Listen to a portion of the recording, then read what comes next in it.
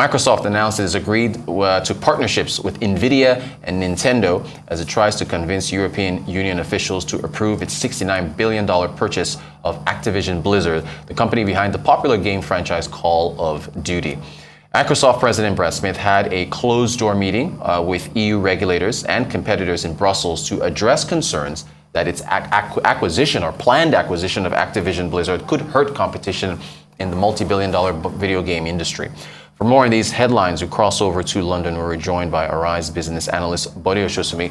Good morning, Bode. Thank you so much for joining us. But we got to start with the elections, Bode. In just 3 days to go, Nigeria's elections. Why is it so critical for the economy of the economy of Nigeria, Africa's largest economy? Well, the global perception. Good morning, Reuters. The global perception that Nigeria faces another pivotal point. We could be at the cusp of accelerated reform path and progress, or be descending down further into business as usual. Indeed, Nigeria's economy has recouped the output losses sustained during the COVID-19 pandemic, supported by favorable oil prices and buoyant consumption activities. GDP, if you adjust for inflation, has already reached its pre-crisis level. And despite continued challenges in the oil sector, the Q3 of 2022 marked the 8th consecutive quarter of positive, albeit tepid growth. So it's not been a disaster, but it's just not enough. And things are set to get even rockier for whoever wins. My take, especially given the global context on leadership and elections, is that we overrate elections. We obsess over appointments and individuals instead of processes and institutions that require longer than the typical leadership term to embed. While we admit that, yes, we do need a transformative leadership model to deliver better life for Nigerians and sustainable prosperity, there are other points that are worth mentioning. One, I'll just mention three very quickly. Leadership institutions are more about accountability for performance at all levels, and more energy should be placed on making people accountable. Then the motivation to rig is reduced. And the issue in Nigeria is accountability is really not there. Leadership is therefore much more comfortable.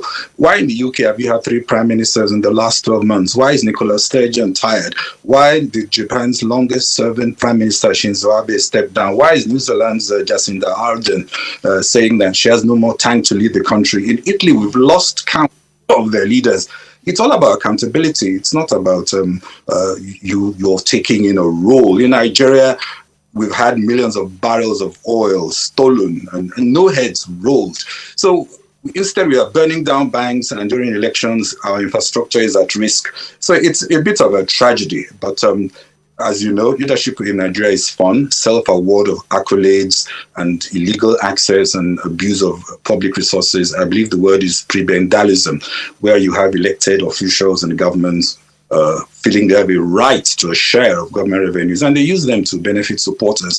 So the institution itself is horribly corrupted. Second, the trust deficit is a huge challenge. It doesn't matter if you're a pope and you come to power. If people don't trust revenue institutions, they don't trust police, they don't trust judiciary, they don't trust the monetary and fiscal institutions, soon the Pope will find that little can be achieved if people do not pay their taxes, they don't want to pay for services, and so on. So rebuilding trust is very important. It requires strong, accountable teams and reconfiguring the processes, strengthening the processes with transparency, and so on. It shouldn't matter which state or tribe or religion is in power.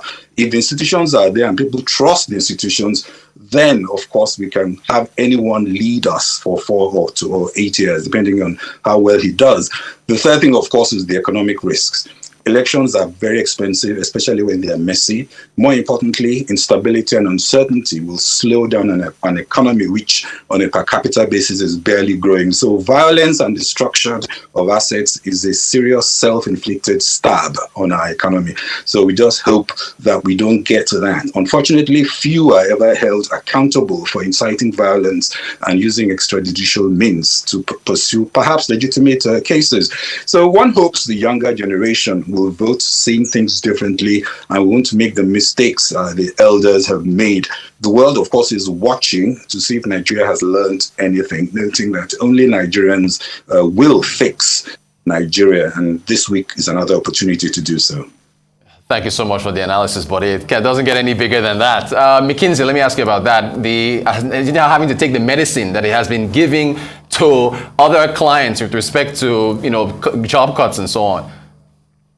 Well, yes, indeed, they are taking their own Panadol now. This is what they dispense to clients facing cost pressures and inflation and higher wages for skill support, which strain profitability. In the case of McKinsey, must be eroding their partner take. But you have to remember that McKinsey has a relatively wealthy top-tier clientele.